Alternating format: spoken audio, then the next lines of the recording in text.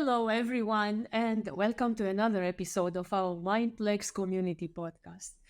Today, I have, of course, another special guest because they are all special. But today, really, I have Franz-Josef Allmayer, who is doing some amazing work, among which he is a co-founder of HIFA and SingularityNet is in the process of signing an MOU with HIFA.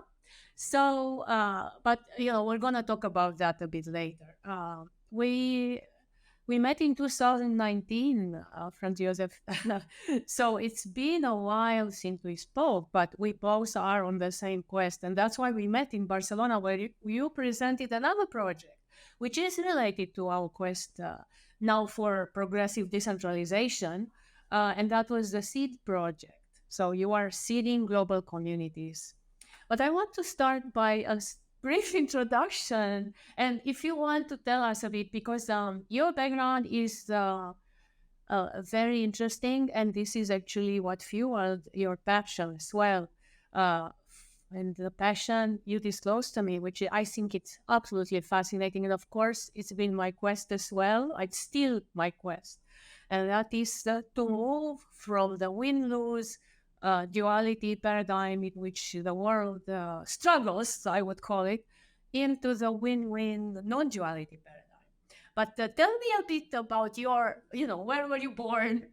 What actually led you to this, to really feel and understand it throughout your life? Thank you, Mihaela. Yeah, happy to give a little bit of recollection around sort of my origins and what brings me to be where I am right now.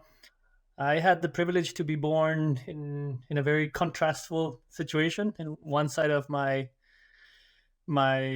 upbringing is in Guatemala. I really was born and raised in the highlands of Guatemala, surrounded by rich indigenous cultures. And my other side, where my father is from, is Austria. With a German name, yes, okay. So Yeah, Germanic and definitely, Latin, very definitely. contradictory. My father had the upper hand in naming me, as you can see. I have the most Austrian name that can be. And yeah, this amazing cultures that I had the pleasure to be born between, and being born between cultures essentially triggered in me essentially this sort of third culture thinking, questioning what culture is altogether. From a very early age on, I started questioning, why, what is value in different cultures, and seeing it from the lens of indigenous communities versus also the Latin communities that coexist in Guatemala, but then the other side of Central European Alpine in the outskirts of Vienna. And from an early age, one of the things that I got exposed to is essentially the economics of those different cultures and the origins thereof. From an early time, I remember hearing the story from Das Wunder von Wörgl for the German readers or hearers out there. It's the wonder from Wörgl. Wörgl is a tiny town in Tyrol that in the 1930s, during the Great Depression, a mayor of this tiny town had created essentially a complementary currency with demurrage. And it was a world case scenario where in a couple months they managed to kind of turn over an entire municipality, and all the central bankers of the world, were mind blown and had to go check in what was going in that experiment. And, after a while of success, unfortunately, it was kind of plugged out from the central bankers and the experiment was killed. But the idea lived on. And from my other side, from the indigenous communities, in Guatemala is the land of the Mayan civilization. And from that experience, I also had to see how, for example, with the Mayan culture, the original currency has been seeds, and more precisely the cacao seed. And why? Because essentially has a lot of dynamics that create a culture of integrity and a culture of collaboration and community. Whenever there was a harvest, essentially you didn't sort of organize yourself to bury those seeds under the ground and let them rot. You actually invited your community and helped harvest together, and essentially became a celebration, which essentially aligned and strengthened those bonds of community. And yeah, this is how I grew up. Eventually, I became a biomedical engineer. So, if I may say, yes, you were born. You mentioned the third culture, but you were born in the middle, really in the middle, as I mean, really, it couldn't be more in the middle between two such contradictory. I don't want to say contradictory, but I think they are really opposite kind of ethos and cultures. And that must have been, I really do not know if it was confusing or how it was. But what do you mean when you say the third culture? This is very interesting to me. The third culture. I think I heard this before, but Yeah, I'm not yeah, sure. you can see You just mentioned it. I'm thinking it's something which you created being in the middle and trying to fuse them, or what would that be? exactly. I think you could see cultures as contrasting, but in reality, they might appear contrasting at the first glimpse, but in the roots of it, it's actually complementary. And I spent my life trying to fit in one culture and then the other, but eventually I realized, hey, we're here to create new cultures, and now we have the ability to take the best of each culture and integrate it into something better. So it's this, not a either or situation, it's a yes and taking the best of, you're able to co-create something new. And at first I felt alone and kind of walking the path of reinventing a whole new culture of integrity, but then you realize, hey, actually a lot of the people who are sovereign thinkers and free thinkers are already on that path, and then you discover the others along the way. And that ties with the win-win, of course, paradigm which you are working on. So, so yes, to take one from there, and of course, it is our common quest. Yes, this duality, divide and conquer, and as I phrased it, yes, like okay, the German and the Latin are contradictory, but actually, you are designing the third culture, which means makes them completely different and not contradictory but complementary, and that is, it's a shift in perception and shift in perspective, and you can actually bring that to the world because you experienced it firsthand, and that is amazing. On one side, I more or less envy you. On the other side, I'm sure you had your trials, given having been born in the middle, and from that, on this work is springing. But I just wanted to ask you if you have any formula. Of course, I am impatient. I want to see it now.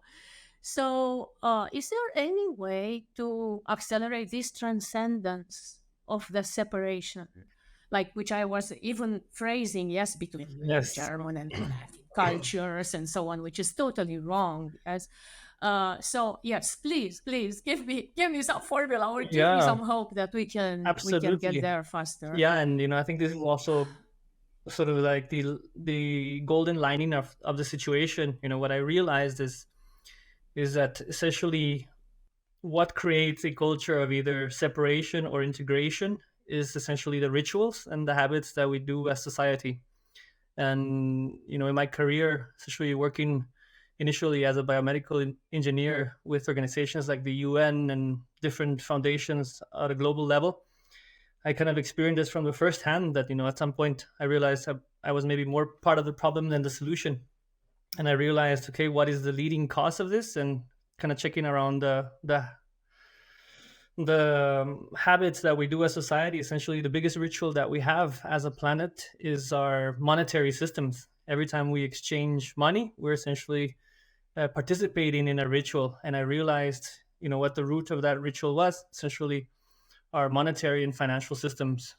The juxtaposition being in one side, essentially you have a central currency that is created out of debt, that is decided by a handful of people what the values are. And essentially when you create it and distribute it across a almost like a pyramidal scheme, that essentially creates a monoculture. And a monoculture that feeds this precise challenge that we're talking about. It's actually feeds on duality, feeds on separation, feeds on sort of this win-lose paradigm that you were saying. So when I realized how our monetary systems kind of create the culture in the world around us, they shape our people, they shape our planet through extraction. I realized, okay, if that can be possible, and you have a sense that our innate natural system is actually to collaborate and to participate and to actually come together, we know that the ultimate aim is that of collaboration. So how can we align around to that natural state? This is where I tied it to my cultural roots, especially uh, leveraging now decentralized technologies that we do have for the first time in recent history. Again, the ability to create decentralized economic systems where essentially the values imbued by the currencies that we exchange with one another are determined by all the members equitably. And this has the ability to unleash regenerative market forces that are able to compete in the open market versus the system of duality. And some of the things that we've been experimenting around that are decentralized monetary policy, for example, leveraging blockchain technology to apply processes like contribution accounting in multiple forms of capital. And by multiple forms of capital, I mean, the things that are currently not valued. So today we have a whole society sort of caught by the spell of reductionist value systems where everybody's chasing after money without understanding what money actually is.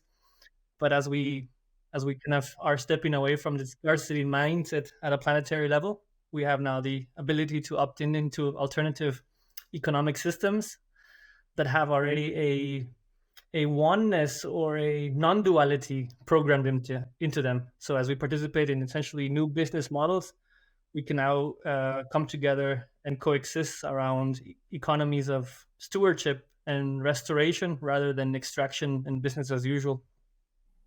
And we will share some links to the projects on which you are working, which actually are implementing this new paradigm. But it is so amazing. All what I hear is like fueling me. I feel like really flying, like to depart from this. I mean, we are born in this competitive culture, yes, and we grow up with exactly this drive. Yes, I make more money and do whatever you can to do that, and that is the measure of success in today's world. So to shift that, yes, to of course real contribution accounting, which definitely yes, I am all for. And then how can we collaborate and synergize with fellow travelers in order to achieve more and the well-being for each and everyone. So you are designing all these new business models, and I know that one of them, and we will share, and I mentioned links to your writings and to the project.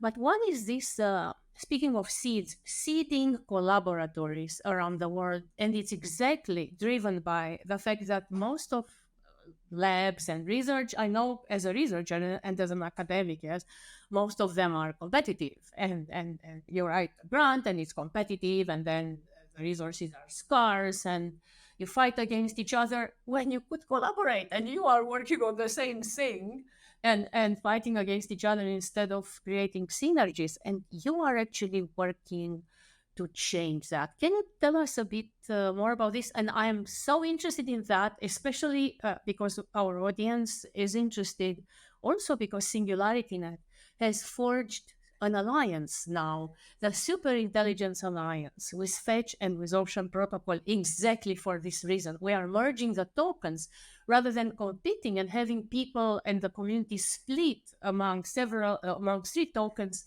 We have them now come together into one token, the ASI token, that I believe, I mean, is definitely aligned with your seeding collaboratories. But please tell us a bit more about your paradigm shift there.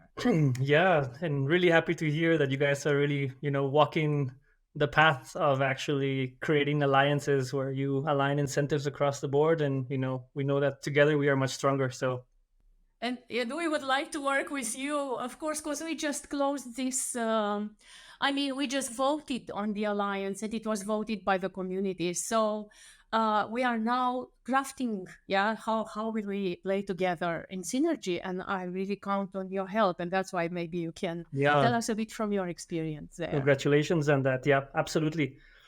The organization that also we're right now working on this draft partnership with Singularity and Co is Haifa, where we've been creating essentially digitally native organizations or third generation DAOs. And, we're kind of going beyond the whole concept of DAO, of decentralized autonomous organization, more into a decentralized holonic organization. And I know, Mihaela, you resonate with this because I saw your writings on this, which, were written out of my heart. It feels, I'm really, really grateful for you that have been pioneering also in this concept of holonic or holacracy, where essentially, again, speaking the language of nature, the holographic language of nature, where, one entity is a fractal of a whole. And if we can actually align into that sort of pre-existing matrix of collaboration, that makes the pathways much easier, because we know through unity we're stronger.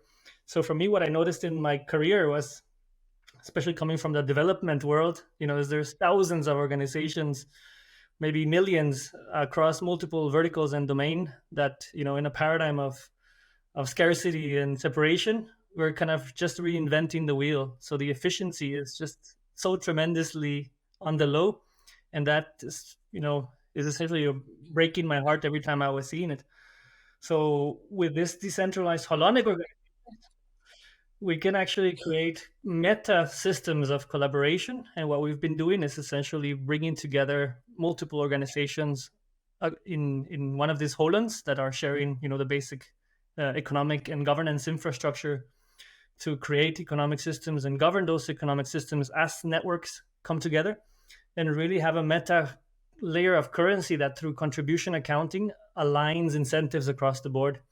So essentially, organizations or members of organizations can actually bridge, again, that duality between competition and collaboration or cooperation into co-opetition, who's able to kind of collaborate by being the best at what it does, and allowing us to create pathways where we can actually create synergies in the way that these organizations come together. So this is, again, sort of like a merger between public and private, to say, okay, how can we create these ecosystems that are already predefined with pre-distribution protocols, where essentially now people and organizations can contribute to a common purpose and have these technologies account for the value of those contributions, and essentially mint tokens in response for validated contributions across a network. So yeah, this is also very exciting because it creates open marketplaces, where the idea is to, engage in something that's collaborative. And if you are participating in that, that's exactly what Singularity.Net is building, an open marketplace for artificial intelligence, and now for artificial superintelligence, together with our partners. Amazing. That's amazing. Yes. And it's amazing what you work and that you are working on, and coming together. And this is exactly what's happening now. Yes. So we were working more or less separately, and now you are bringing us all this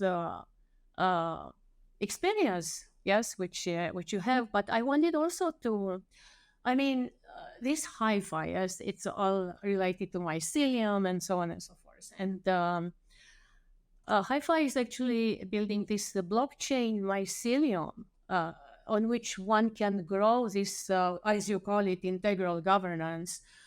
So on which all these seeded communities can actually work together or be interconnected. Can you tell us a bit about this metaphor, this mycelium metaphor, and how, we have to do some work to integrate it in the blockchain. But of course, this is important work, and we are very interested to see how would we design the rules for that mycelium blockchain. Yes, absolutely. Please. And the mother blueprint of all of this is, as you say yourself, nature itself. So what we've been sort of being inspired on is essentially how nature communicates in itself. And the biggest organism out there that sustains complex ecosystems under the ground is, as you mentioned, the mycelial web. And in biology, the mycelial web is comprised of hypha. Hypha is the smallest hair of the mycelial web that together comprises multifaceted multi-organism layer that, again, corresponds to this holonic structure that we are able to observe in nature. And this is also what we've been codifying into smart contracts to allow to say, okay, what each hypha is essentially one of these holons, and together the ecosystem is able to create really complex ecosystems where the collaboration between, let's say, one Haifa layer that specializes in energy can find really powerful synergies with another digitally native Haifa layer DAO that might be focusing on AI, for example, like you guys are. And together, because we're using essentially values up front, values forward, you can actually audit and see what the value flows are and what these organizations represent, how are they accounting value. And from that place of empowerment, it becomes a really low threshold bridge for market opportunities that weren't there possibly before. So really taking this horizontal approach to solving the grand challenges out there. And as you very well know, that the timing of this is very important, because what we see in the world and what is being sort of amplified is this sort of doomsday situation. And again, a lot of this poly crisis that we see, from my perspective, I only see poly solutions, and the main factor of that solution is humanity, or people and organizations with shared purpose coming together to tackle the grand challenges of today. This is really amazing and very timely, and because when we talk about value, of course, yes, everybody is contributing, and we want to reward them by value, and that goes hand in hand with how we use it, or how we actually encode it, is through reputation. Yes, reputation systems on the platform. And we have our platform meeting upcoming now in about 10 days in Istanbul. And it is exactly focused on this. And one day is dedicated to designing the reputation system. So I'm just wondering, I hope I can bring you there if you are available on May 13th. So we have to take this offline, but this is so timely, what you are talking about, because you have been working with Haifa. Another thing which actually I know from my work on such platforms with reputation and so on, is that the rules which we are seeking, yes, to embed in our platform to achieve this kind of mycelial, let's call it synergetic, collaborative win-win world, they spring from principles that can be defined at a broader level and at a more overarching level as articles in a constitution. And Haifa has a constitution. I know that Sethi has a constitution, and we've been working with Annelus Smithman, who actually worked with you on the Haifa constitution, to design an AGI constitution. So I think they are all interrelated. So can you tell me a bit about if you were involved in the constitution and so on and so forth, and if you tackled that whole reputation, or how you designed, or how are you thinking about this Yes, that's a very key question. platform? You know, Okay. Mycelial platform, let's call it. Yeah, in the way that we've designed this sort of underlying protocol of the mycelial platform, where every DAO is essentially a vehicle for purpose, the very first and important thing to do is to define this common identity. And that common identity and the sort of like blueprint, or the North Star, can be summarized in what many sort of institutions speak about, whether it's constitutions or principles or rules, or you can think about a game guide. And yes, I think probably our most ambitious constitution so far has been in the Seeds protocol, where we have around 15,000 people coming together to really approve and validate a common constitution. Similarly, we did the same thing with Haifa at an ecosystem level. And on the individual level, we also provide support mechanisms for organizations or DAOs, digitally native organizations, to define what their purpose is. And this is the first step that we always undertake, because we know that that creates this shared identity. What I've also been finding very interesting is that, at the end of the day, you see a lot of this overlap and complementary synergies across domains that you might not notice at the very first part. But once you start working and actually doing it, all of these really strong values come to surface. So you already have a common language of what value is across these holons that then again help share the bridge, which is why I'm very excited. And we talked a little bit the other day around some of these organizations with their own unique principles. But just to give you an example, there's the Burning Man 10 principles that are already quite legendary. We have organizations that are using Elinor Ostrom's 8 design principles to what managing the commons are, for example. We have DAOs that say like, hey, I think the more simple and straightforward we do it, the most sort of alignment we can do. And some of that principles that are as universal as possible is essentially the golden rule: do unto others that what you would do unto other people as well. So as you kind of create this harmonies of communication, it becomes very easy. And that's essentially the reputation. If you're contributing to that shared purpose, then you're automatically creating a reputation layer of what is your values, how are you contributing to their values, and also being rewarded for actually contributing to these shared values that can be universal and should be. Absolutely. And yes, exactly, this ties in to what you were mentioning about. Yes, so people are working separately, and they even do not know that they are working on the same thing. And this thing with the Burning Man is such a good example that you mentioned, because we met in 2019, right?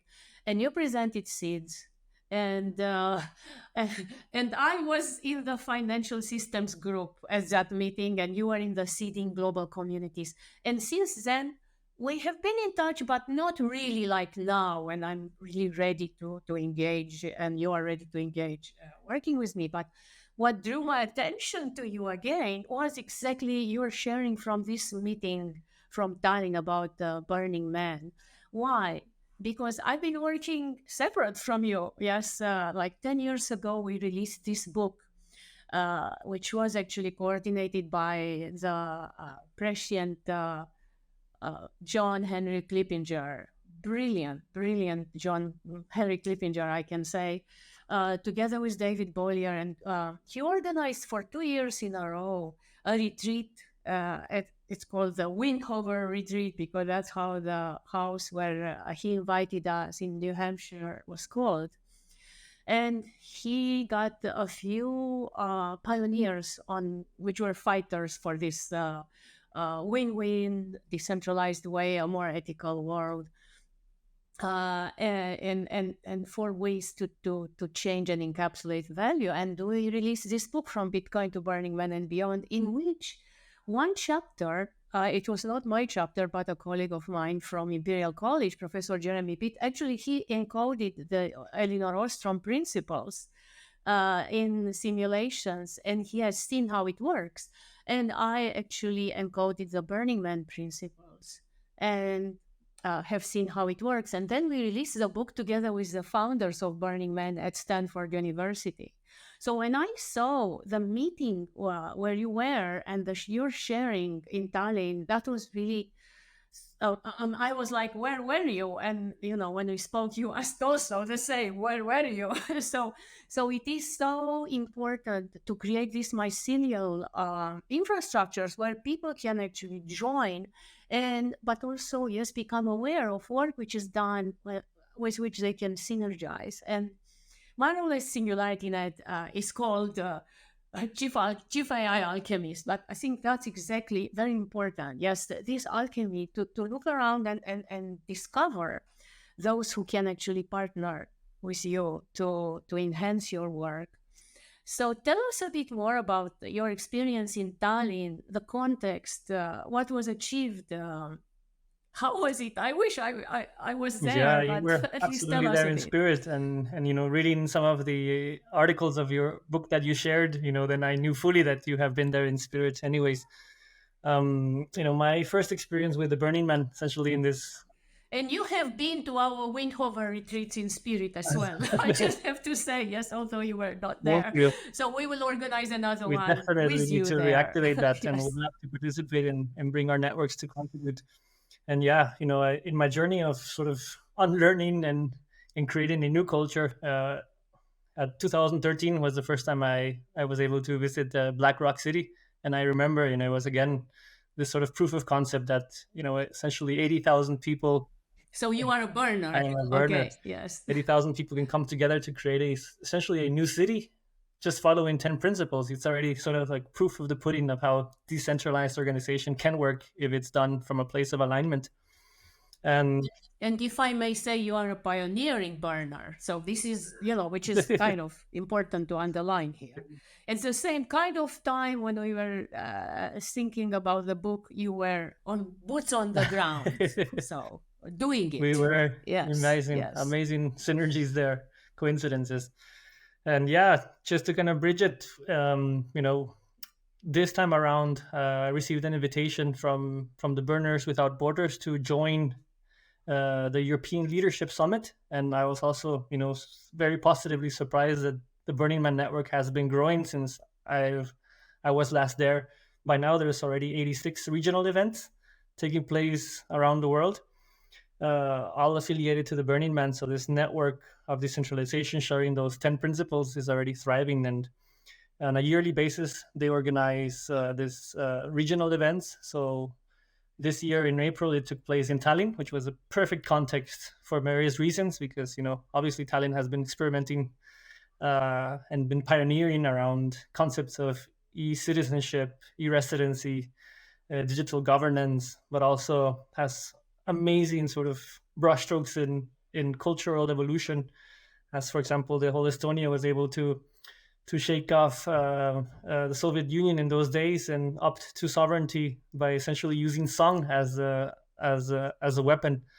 So this sort of living the principles of nonviolence and sort of creating a peaceful transition was the backdrop in which this April 250 cultural creators around the world joined to explore these themes and topics. And it was very powerful for me because, recognizing that there's so many of us out there already living those principles and ready to contribute their piece of the puzzle into this greater entity that is much larger than the sum of the individuals was really exciting.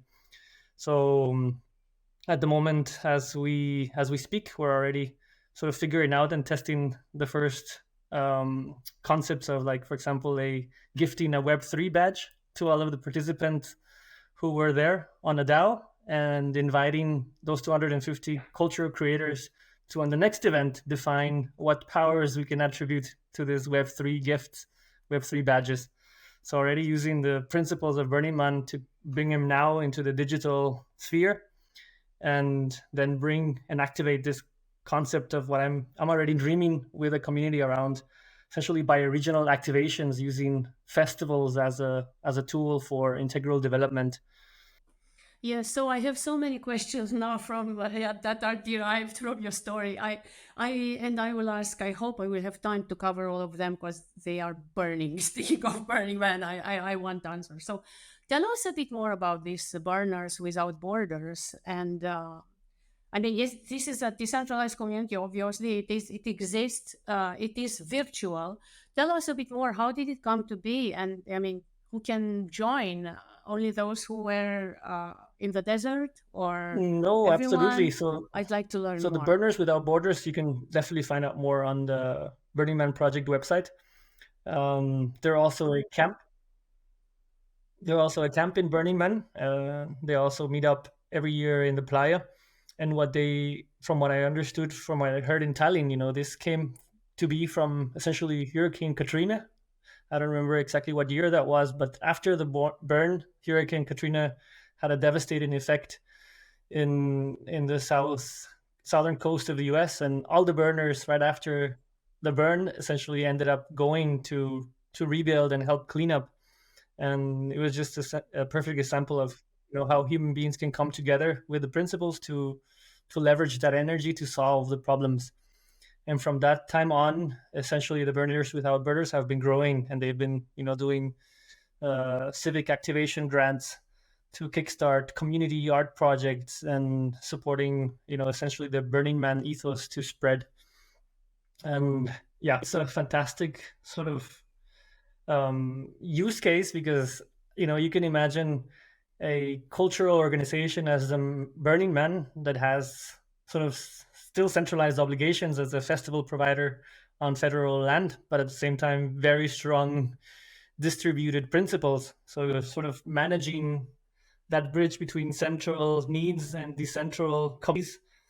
I couldn't think of a better community that this essentially distributed network technologies would be most suitable to, because they already are living and breathing that culture of decentralization.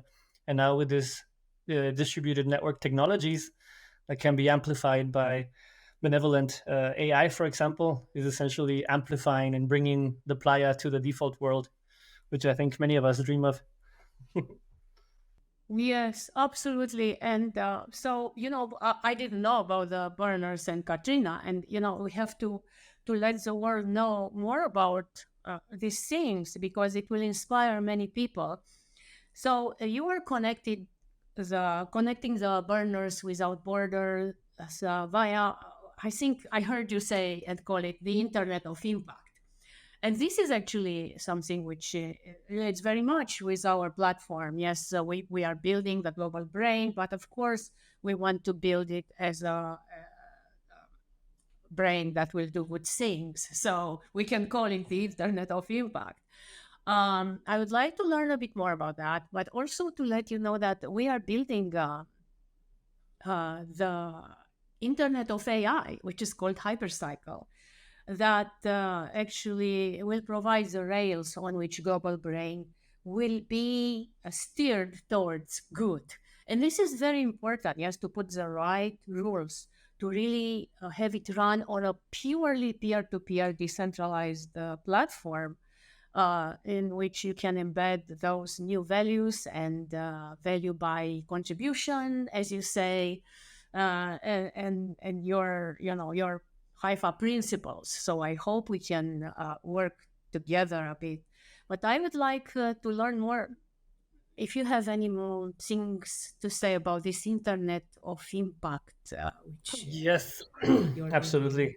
I can speak to that, and this is what us and the team in Haifa have been building. Essentially, having these digitally native organizations where individuals can define their economic systems and actually identify what impact their economic system has to their own internal community, but also to the world around it. And what we're also building is essentially this oracle on chain to be able to not only identify and classify the impact that an economy is doing and doing that in tokens, but also have this layer of verifiable impact claims that are complemented then through impact verification protocols, or to kind of put it into the algorithm that I was mentioning previously is proof of contribution, and proof of contribution in multiple forms of capital that can now be verified, reported through decentralized MRV. So essentially having the ability to now measure through essentially human observation, through direct impact, but also Internet of Things, in the microcosm, big data, but also in the macrocosm, like drones from above, so say regenerative agriculture coverage, regeneration of watersheds, for example. Now we can actually put that all and have all of this meta layer of trust across an economy, and actually then enable people to opt into economical systems that have a positive intention that can be measurable. And if you compare to that, where we have currently a economical system that is essentially shaping the world through negative externalities, where it's already being essentially being propped up merely by violence, now we have a solid alternative that is able to make people's ends be met, and doing it in a way where the commons are being stewarded in the right process, but at the same time being able to intelligently account for what the impact of these things on, so essentially optimize for positive impact rather than blindly fly the planet Earth through negative externalities, which is what we've been doing for far too long, unfortunately. fascinating, and so so important and timely. Also, as I mentioned, for our platform development, because this proof of contribution, obviously, it's a measure of reputation. of the respective person. And I recently spoke to a colleague from the Cardano community who actually he is developing an education system now, but actually it's not an education system. It's like a system that would enable you. It's called proof of knowledge, in the sense that if, for example, someone is hiring and they need certain skills, the system can enable the candidates to prove that they have the knowledge. And it is fascinating. And I think this is so much better than a CV, and many other ways, and how contribution and value are accounted for, as you mentioned, in the lose-lose society Yeah, in which we live. Let's put it this way. fascinating, Mihaela, especially the proof of knowledge. I would be very keen to connect to that as well, because as we build these collaboratories, one of the emerging collaboratories that's emerging is education. And precisely as you say, what we're talking about is essentially micro learning pathways, where again, essentially, if you're able to aggregate all of the contributions that a human being is able to do across these decentralized networks, this is becoming essentially your living CV, and it's shaping your digital identity that now can be upped to actually increase access to markets and be able to kind of find more opportunities for all of these brilliant minds to kind of solve the grand problems. So if you extrapolate that together, there's an amazing new world to be explored. Absolutely, which leads me to this idea of efficiency, because actually that in this way we can have so much more efficiency in the world also, versus scanning millions of CVs and so on. You just have the proof there that the person knows how to do this. And excuse me, Rainer is going to edit this, so I'm losing my voice here. So what we actually what I know actually that you are working on, yes, is exactly this efficiency, and you got a grant from the European Commission to foster this, and also it was kind of a collaboration between Liechtenstein and the European Commission, which I'd like you to tell us a bit more about that, because the grant is around this efficiency which we are talking about. So if I can actually prove my contribution, if I can prove my knowledge, if it changes the game completely, versus throwing a CV in which is written who knows by which company, and it looks so good, and okay, let's hire this person and then you find out down the line that they are not competent enough. So and there are many, many more examples. Can you give us more example of this efficiency and tell us a bit about, if it's possible to disclose that to our community, about your work on this grant Yeah, with the European Commission? happy to do so. At the end of the day, But mainly how it relates to efficiency. yeah, Mainly how it relates to efficiency. I can tell you. Yeah, I think at the end of the day, efficiency is a perfect lens to see it, because what we're actually wanting to do here across, both an alignment of microeconomics but also macroeconomics, is align supply and demand. And supply really measured by the minimum viable denominator, which is the individual. But if you extrapolate the individual, it's then the communities or the municipalities or the nation state. And what we've been exploring around this, especially as I was mentioning previously around collaboratories, is this notion of ecosystem business models, where essentially as a community or a nation state or municipality that has multiple SMEs that are currently competing against each other's for artificially scarce resources and essentially grinding and not being able to compete, because there's a lot of different market failures in the systems as we know now, is okay. The question is, how can we bring in this meta layers of collaboration that allows SMEs to collaborate in a shared ecosystem, where now each of the SMEs can specialize in what they do best, and also bring this layer of flexibility where, for example, human resources can freely move between SMEs and participate in an ecosystem, rather than have to be very strictly employed in one single organization that takes all the risk. So at the end of the day, is essentially a notion of risk pooling, again bringing like the notion of Elinor Ostrom, that we can now replicate onto blockchain open transparent protocols that are auditable. And from this place, it allows organizations to really serve their communities much more efficiently and in a way that's more beautiful and much more flexible too. And to bring it to what I'm doing now in Liechtenstein is, there's this project from the European Commission for the European Digital Decade, and they've been placing a lot of emphasis in allowing and supporting a decentral network of different European digital hubs across Europe.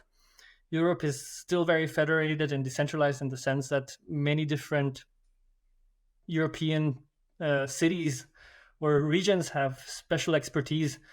And in that project, there's right now 151 hubs across Europe that have been supported to bring the digitalization to these regions. And in that program, I, in conjunction with a consortium that we created here in Liechtenstein, won the hub for the Principality of Liechtenstein. The Principality of Liechtenstein is a uniquely special place. It's a tiny sovereign nation that is one of I think the only country that does sovereign debt, that allows us to really be more flexible and pioneer. That's what makes it also like Estonia. That's what makes it like Estonia an excellent playground for such experimentations, right? Because it's a small community, and you can see results, and you can maybe have results and track them faster than in larger countries. Yes. The distances are short to policymakers, being so small. And it's, the Liechtenstein is not part of the European Union, but it's part of the larger European Economic Area, along with Norway and Switzerland. So it's a perfect bridge between essentially the continent of Europe, that right now is also coming live as the largest crypto jurisdiction of the planet through the MiCA regulations. And the MiCA regulations are essentially a derivative of, or an evolution of the Liechtenstein's blockchain law, which was the first country in the world to have a comprehensive regulation in benefit of blockchain and cryptography. So it also has been positioning itself as a pioneer in this decentralized. So you are implementing this risk pooling and the project in Liechtenstein. Tell us a bit more about that's the intention. So right now we're essentially ecosystems as a service models, where we're bringing SMEs and the public sector together to define this collaborative processes, where we're taking this notion of Holland now, and together through transparent and open protocols, we can create more efficient business models to better cater for the needs of the community. That's one of the work packages. I look forward to see the results. I will let you know, and as you come to Europe, would be very happy to receive you here and to show you a little bit of what we're working towards. Some of the other exciting things that we're doing with this European Digital Innovation Hub is, technically speaking, Liechtenstein is also the country in the world with the highest degree of democracy. A lot of its decision making is done through referendums. So part of our working group is also to support that in digitalization. So this is also where we've been experimenting around, governance, decentralized governance protocols through the DAO that now we can amplify and embed and integrate to already the existing protocols. And as you say, Liechtenstein is a perfect blueprint that we can codify as also a country, or the country with the highest GDP per capita. They really unlocked this abundance blueprint that now, through blockchain protocols, you can codify that and have it be replicated in anywhere in the world, which creates this collective intelligence that now we can start plugging in and better organizing our systems, and not be stifled by our limitations from trust building protocols from the past. Amazing. So this transition, which you say, this transcendence of the scarcity paradigm.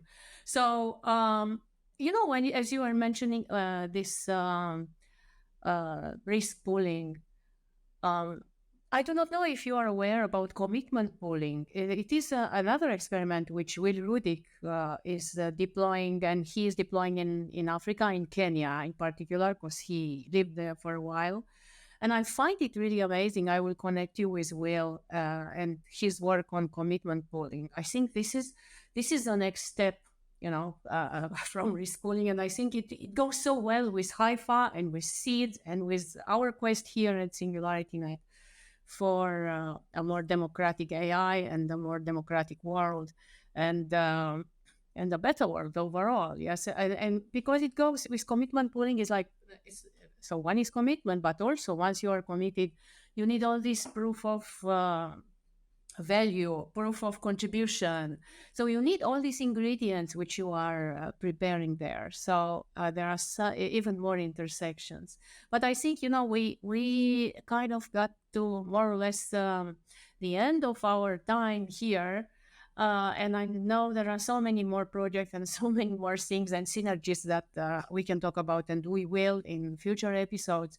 I usually, kind of end the podcast with our guests with some more personal with some more personal questions.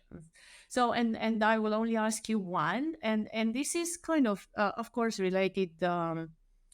I think it can goes back to your origins and everything, and your motivation and so on. So what is meaning of life to you? Mhm. Do you think it has any meaning? Yeah, I, for 2 years, I would have given you a very sort of deep philosophical answer around what the meaning of life is for me. Since 17 months, I can actually, see it and play with it on a day-to-day basis. Is my 17-month-old son that I get to see on a day-to-day basis. For me, that's essentially the meaning of life, to bring in and to continue our legacy through the next generations and to leave the world much better than we found it, for them to continue enjoying this paradise earth that we have been gifted, so that it can continue onwards.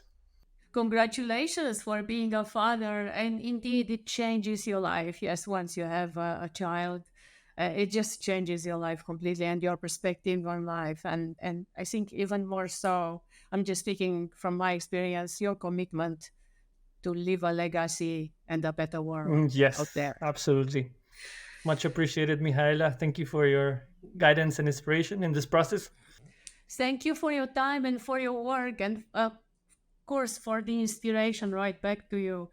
And I look forward to see you soon, I hope, Yeah. in Europe, Let's talk about because I'm Istanbul. I'm heading there, as I Flying. Yeah. mentioned. Yes, yes, yes. And so we will take that offline. I really, it would be really great to start working together right away, especially given in light of the MOU, which we have already, and so on and so forth. So see you soon. And thank you so much for this inspiring conversation. Thank you, Mihaela. Thank you, Rainer. And thank you, listeners. I look forward to our continued collaboration. Have a wonderful day.